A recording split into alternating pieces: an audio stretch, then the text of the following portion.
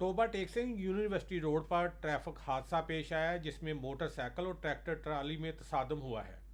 तसादम के नतीजा में मोटरसाइकिल सवार दो नौजवान मौका पर जाँ बहक जबकि एक शदीद जख्मी हुआ है। जाँ बहक होने वाले नौजवानों की शनाख्त दानिश और मुजाहिद के नाम से हुई है जबकि जख्मी नौजवान राजा उमर बताया जा रहा है।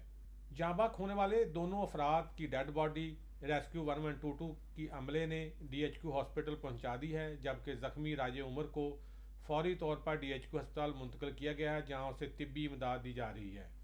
रेस्क्यू तर्जमान का कहना है कि मोटरसाइकिल और ट्रैक्टर ट्राली के तसादम के नतीजे में दो नौजवान मौका पर जाँ बहक हो गए थे जबकि एक नौजवान शदीद जख्मी था जिसे फौरी तौर पर तिब्बी इमदाद देते हुए DHQ अस्पताल मुंतकिल किया है जहां उसे तिब्बी इमदाद दी जा रही है।